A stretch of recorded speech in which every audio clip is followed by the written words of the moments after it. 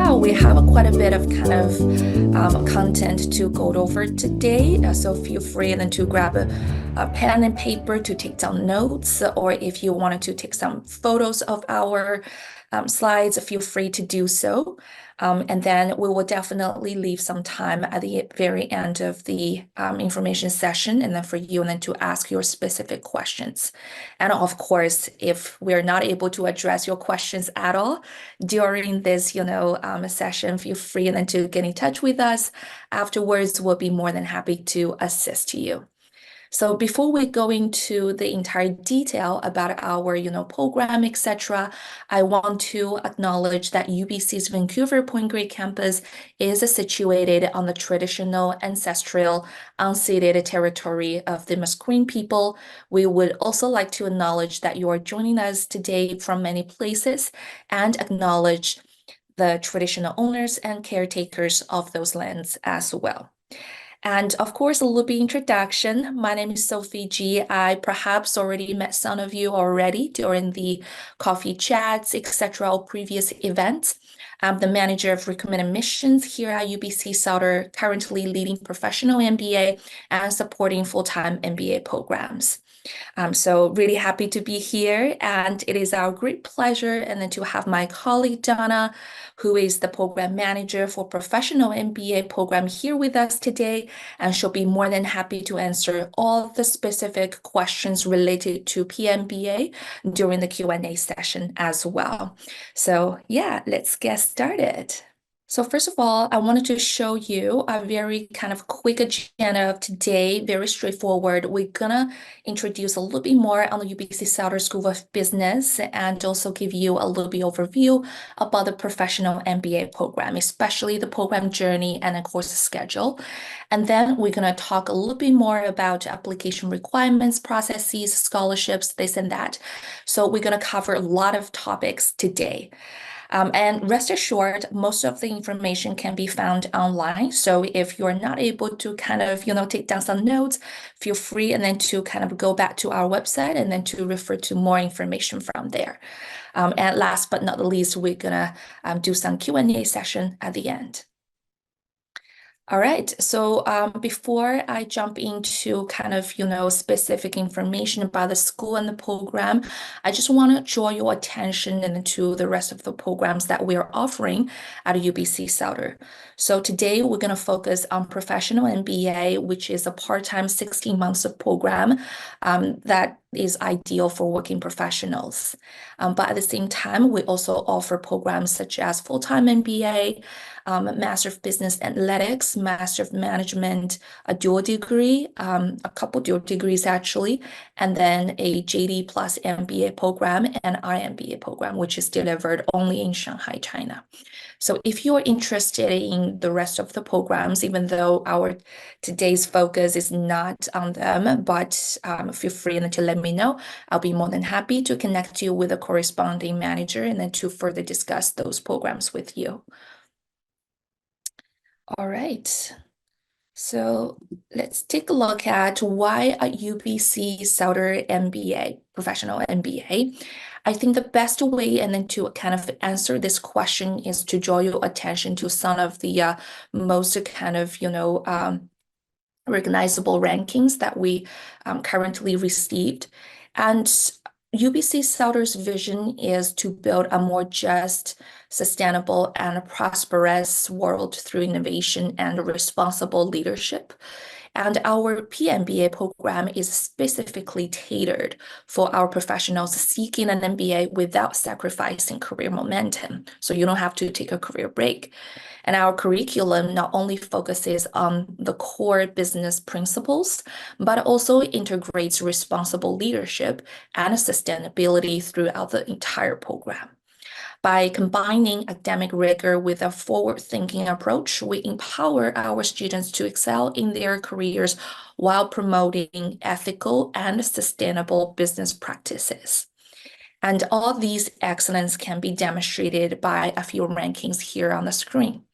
So first of all, Maclean's University ranking 2024 ranked as #1 business program in Canada, and Times Higher Education rankings 2024 ranked as #2 in Canada for business and economics. We also would like to give you an idea in terms of, how students, what kind of percentage of the students would enhance their career while still in the program. So our recent data is 89. And throughout the entire past few years, it's always been very steady at, 89, 90, 91, 92 kind of percentage. So it's very kind of rewarding program for a lot of professionals to be in, and not only within the program, while still in the program that people get career advancement, but even after they graduate. And then we've seen multiple cases where students are able to move, for example, to the upper management level of positions or even C-suite. So this PMBA program is really valuable if you're looking at, staying with your industry, moving up, or, if you wanted to switch your career and to focus on something a little different, and this program is for you. We're also very global. Yeah, even though the PMBA program is actually only open to domestic students who are Canadian citizens or permanent residents, but at the same time, the curriculum that we have, the network that we have can, give you quite a bit of global immersion. Our students are coming from all around the world. And at this moment, we have about 48,000 current students plus 47,000 alumni from 96 countries. So imagine a network that you'll be in, even though you're in the PMBA, but you will have opportunity and then to connect with the students from other programs too. And our faculty members are making an impact across the globe, guiding and redefining business excellence as well. They inspire our students to be innovative and rigorous in their aspirations and academic inquiries. They are sought after consultants who share their expertise with the business community and shape public policy across Canada and abroad. So yeah, here at UBC Sauder, and you'll be exposed into very kind of a wide network where you can utilize your faculty, your peers, our alumni, and then to really expand your network to the level that you want it to be. And at the same time, our curriculum shows the global kind of perspective too, which I'll be talking more about that in the next few slides. All right, and then I'd like to talk a little bit more about the experiential learning here through our, the setup of the program, including the professional residencies, global learning opportunities, etc. So you probably already had a little bit of chance to go over some information on the website in terms of what this program is about, what kind of courses are offered, etc. But here is a very clear structure of the entire program that I want to present to you. And it may look a little bit kind of confusing at first sight, but let me explain. So in the entire program, it takes 24 months to complete, as you can see on the screen, year 1 and year 2. And basically, starting from the year 1, of course, you're going to enter the program with the first professional residency. And these kind of professional residencies are full-day study, entire day, and then taught by a cross-discipline team, and will span multiple topics in business and enrich you with an immersive education experience. So overall, we have 3 in total. The first one is when you enter the program. The second one is again in January, year 2. And then the last one is in December by the end of the program. So the first professional residency is actually focusing on the leadership and competitive strategy.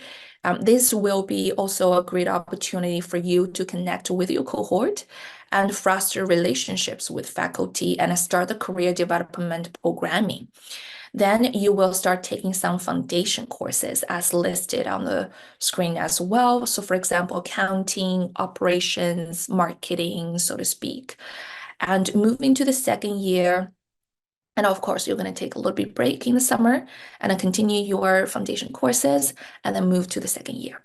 So moving to the second year, again, I mentioned earlier, you're going to start with another professional residency, which focuses on business development and negotiations. And of course, after that, you will dive into specialized courses. We call them advanced courses that will give you actionable tools and real-world skills. And on top of that, you will have more flexibility in terms of embracing global opportunities as well. This is another kind of unique feature of our professional MBA program. So whether it is taking courses from our GNAM partner schools or studying abroad in the summer, we will talk a little bit more about GNAM in the next couple of slides, of course. And lastly, you're going to complete the program with a third residency that focuses on ethics, sustainability, and managing change.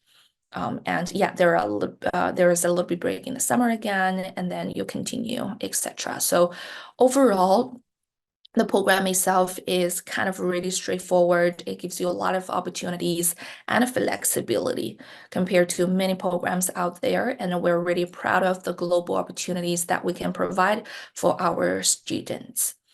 And let's take a look at the course schedule so that it makes more sense to you. As you can see from this chart, from this table, and two courses are actually taught simultaneously at the same time, course A and B, for example. And there are only kind of 3 touch points for each course, and then 2 courses are taught kind of over 6 weeks and only weekend classes. There's no evening classes, and the classes are delivered not all the weekends. So it's usually every other weekend. And of course, after the 3 touch points, you are going to do a little bit preparation for your online exams. All the exams are online. There's no in-person exam, so you don't have to travel to the campus to do the exam. And after that, you're going to move on to the next 2 courses, course C and course D. For these kind of, classes on Saturday and Sunday, again, it'll be a full day study. And it's in person, so you have to come to the campus and then to do these courses. All right, so yeah, I promised you and then to talk a little bit more about the GNAM. So here we go, global experience. Let's see what this GNAM is about. So GNAM stands for Global Network for Advanced Management. And UBC Sauder is the only Canadian school in the GNAM network.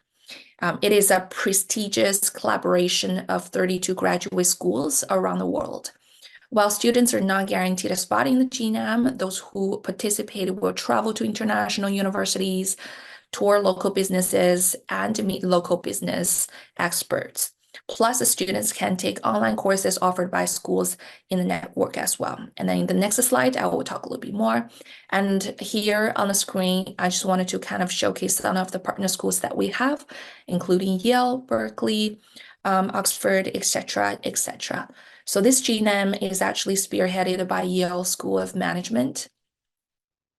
So that's why that we would like to kind of, showcase this, because the benefits of us being in this network is actually for our students to have access to a lot of resources provided by these prestigious 32 schools around the world. And if you record in the year 2, there's a couple optional global network week for you to attend. And there are some kind of GNAM courses for you to kind of choose as well. So here you go. There are a couple of kind of ways to be part of this GNAM experience. So the GNAM network weeks, it's 4 credit classes are not at another network school. And basically, you're going to do a little bit kind of 1 week or 2 weeks maximum travel to our partner school and then get connected with local businesses and then to do a little bit kind of, projects there. But if you do not have time or this doesn't interest you, you also can choose courses, online courses from our global network courses list. So actually, I'm going to ask my colleague Kate in the background, who's supporting us, and to send a link of the GNAM courses. So for you and then to have a better understanding what kind of courses available. And be mindful that these courses are for credit, meaning that you'll still get the credits that you need and then to graduate from this PMBA program. So this is what sets us apart as well. All right, so personalized career coaching is another kind of aspect that I really wanted to kind of bring your attention to because MBA learning is important. Yes, academic learning, knowledge, theories, concepts, but at the same time, it's really the career advancement aspect that you're kind of looking into as well. And then this can be provided by our Business Career Center, which is a team that designated in supporting us, our students, and then to really help them map out their career goals and provide the necessary resources and tools for them and then to achieve those career goals. So some services that we offer including one-on-one career coaching, skills training, networking opportunities, lots of them, and company panels, career fairs. And so we would invite a lot of kind of industry leaders to come on campus to connect with our students, sharing their experiences as well. So you're here to build your career at the same time learning, of course, and we're here to support you every step of the way.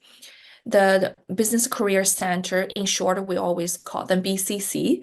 They play a very critical role in the PMBA program and offering all these kind of, training, coaching with you.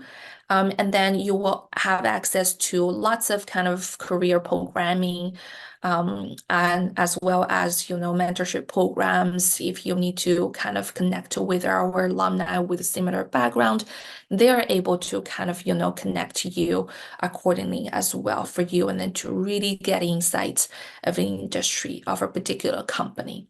And our career support will kind of, continue throughout the entire program. And most of the time, definitely, this is something that I always recommend our students do, is to connect with your career coach, at the very beginning.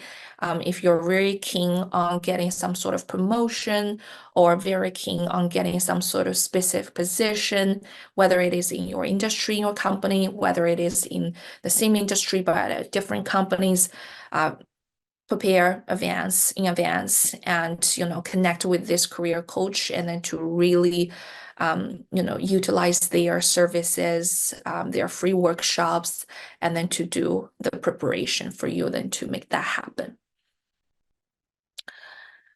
All right, and then the next kind of important class profile that I want to share with you so you have an idea what kind of cohort that you'll be part of.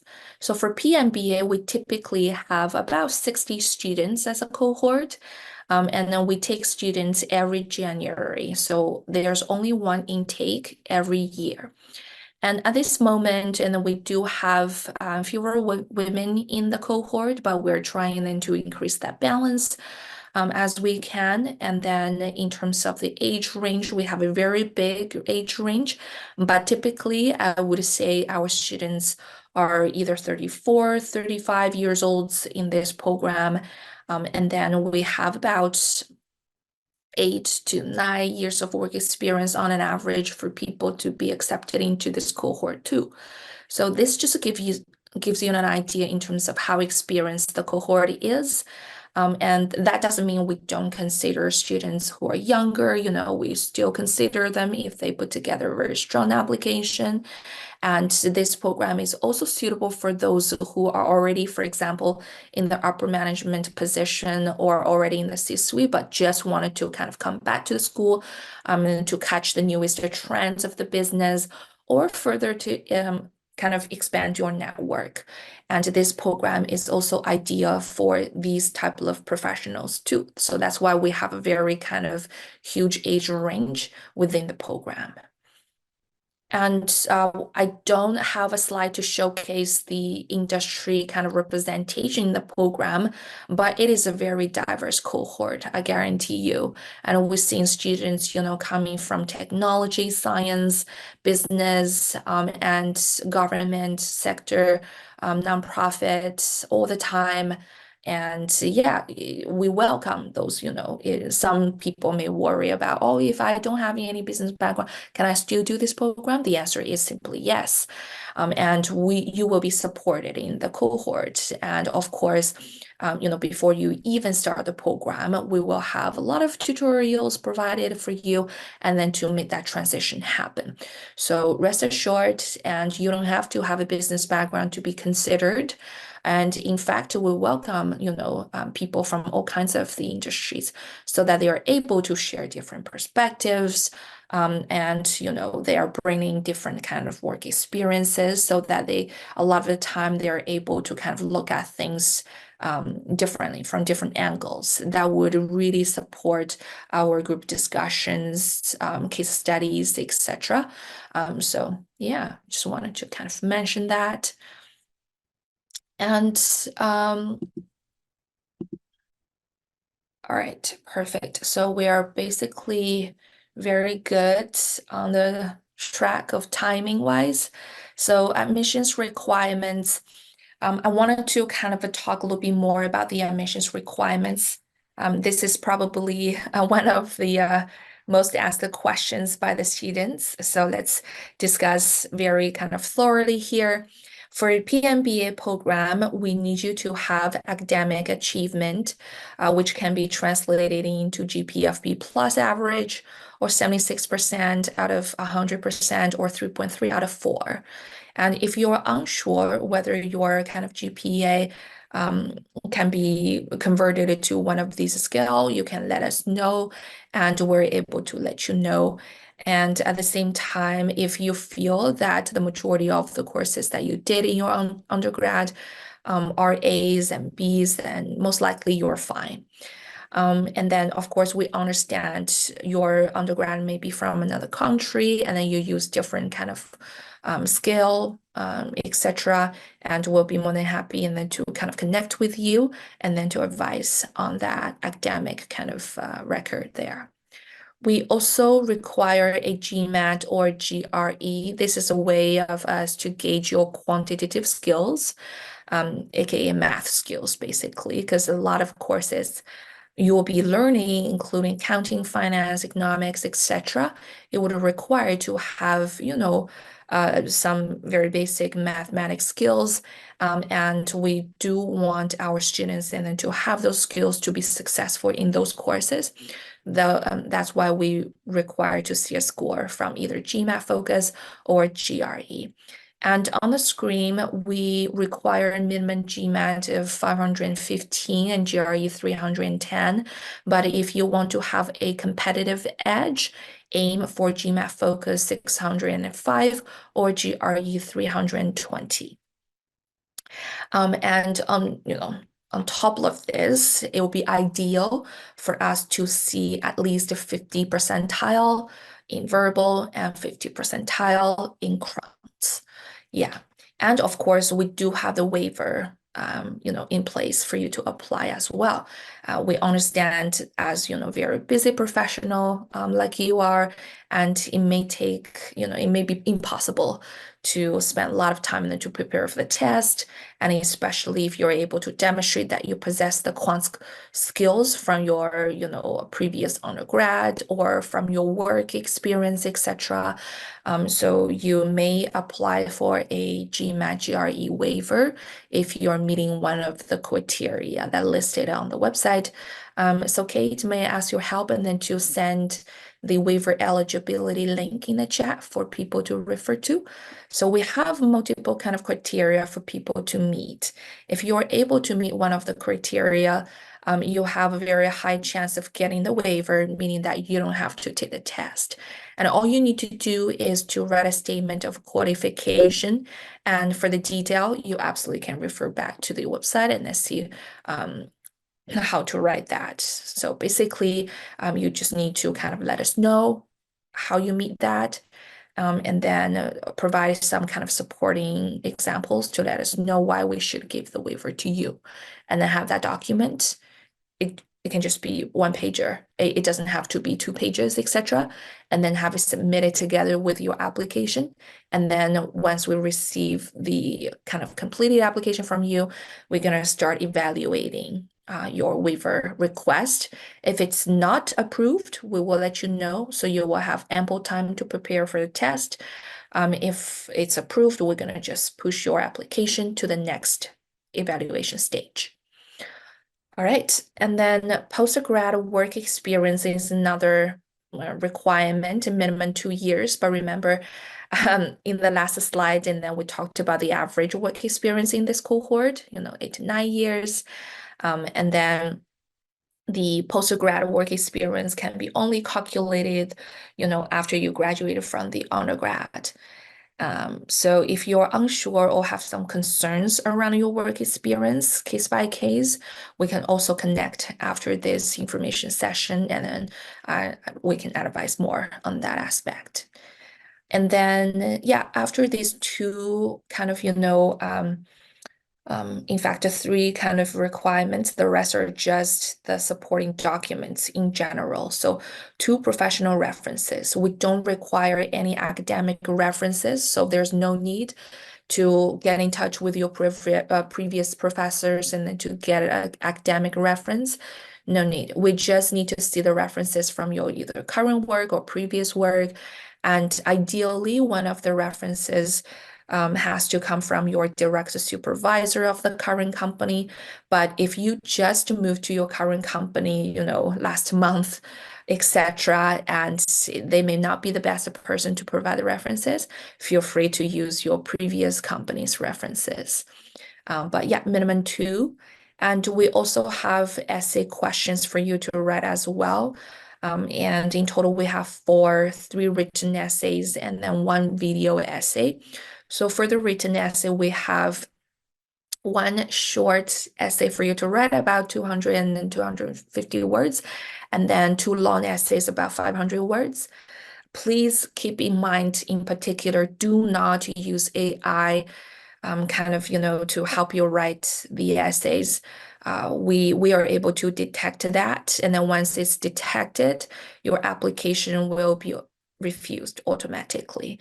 If you're unsure about your answers, feel free and then to ask your friends or family and then to proofread for you, but never use AI generator, okay? And then for the video essay, and then you will be given the questions in advance and you will have time to practice. All we need you to do is to have your answers recorded within 60 to 90 seconds. And please do not record exceeding the 90 seconds. Again, once it happens, your application will be automatically refused by the system. Okay, so these are very kind of important notes to know. And then English proficiency test, if applicable, this applies to students who, did the undergrad in another country and then in another university, and that university didn't use or doesn't use English as the medium of instruction, and then you may still have to provide an English proficiency test. For example, TOEFL and IELTS. The majority of the students are local and they don't have to provide anything. But if you're unsure, send us an email and I will let you know.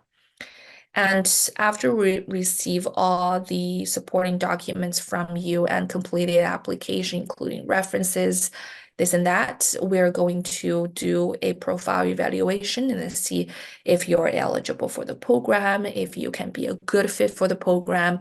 If our answer is a yes, we are going to shortlist you, and then you will be invited to do a personal interview. The personal interview usually happens on Zoom, one-on-one, for 45 to 60 minutes. And for that interview, it will be a great opportunity and then for you to showcase who you are as a person, and in particular, mapping out your career goals and to give us a better sense of your career potential and how you make the connection between you and then UBC Sauder values, and then the program as well, and then what kind of benefits that you can get out of the program, what kind of the things that you can contribute to the program, etc., etc. So the interview is actually very similar to a job interview, and all you need to do is to have a good rest and be yourself, and then prepare a few good stories about you, a few good examples from work, achievements, accomplishments, any kind of examples of you demonstrating some leadership, community leadership experience. That will be an asset as well. Anything related to kind of promoting diversity, inclusion, and equity, that will also kind of support your application too.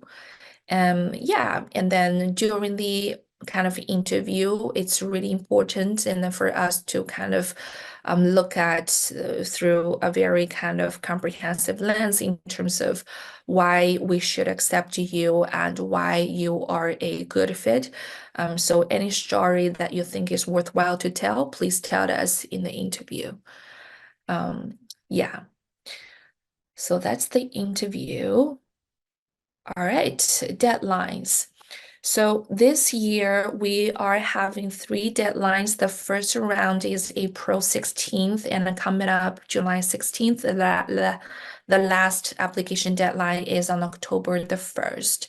And please keep in mind in terms of, these deadlines, because some of the deadlines are associated with the scholarship deadlines as well, which I will be showing you in the next slide.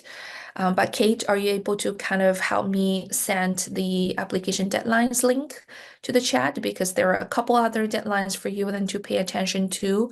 Those are supporting documents deadline. That will be October 15th, if I remember correctly. And then the official documents deadline will be on November 19th. Yeah, so you need to keep in mind of these deadlines and then to really be strategic in terms of sending in your applications. So, yeah, by the way, since we have these few rounds of deadlines, it means that we accept the students on rolling basis. So meaning that we kind of, if you first applied, first qualified, will be first admitted. And then, so it's really important for you to apply early rather than later, because either number one, scholarships are giving out already, the majority of those, and number two, and then the competition will be more severe by the very end. And then sometimes it happens, even you are qualified, you have a good profile, but you end up being refused just because we have too many people competing for limited seats. And remember, for PMBA, we're only looking at, 60 to 61 students in general. So scholarships. So our PMBA program has scholarships, if you're wondering. And this year we have 6 different kinds of the scholarships. Number one is the early entrance. If you apply before the first round of deadline, April 16th, and got accepted, and then you're automatically given $2,000 as the entrance scholarship. And of course, for the rest of the merit-based scholarships, including women in business leadership, responsible business, community spirit, leadership in nonprofit healthcare, governance, Dean's Entrance, and Dean's Excellence in Diversity Award. are kind of, awarded throughout the entire process as well, with the first three kind of tied with July 16th deadline, and then the last two tied with the October 1st deadline. And then you can see the range of the scholarships is usually from $5,000 then to 10K. And then for the scholarships, you don't have to apply separately. Your application to the program will be considered your application to the scholarships. And then Kate, if I can ask your help and then to post the scholarships link in the chat as well. So we have specific criteria for different merit-based scholarships. And once your application, go through the evaluation process and then being pushed to the admissions committee, and then the admissions committee will look at your overall profile and then say, oh, yes, I wanted to kind of, accept this student. And is this student available for any scholarships? If the answer is yes, they're going to award you the corresponding scholarship and then indicate that on your offer letter. So by the time that you receive an offer letter, you will know whether you got the scholarships or not. So yeah, I just kind of, want to let you know the scholarships available as well. And then if you're interested in being considered, please pay attention to those deadlines.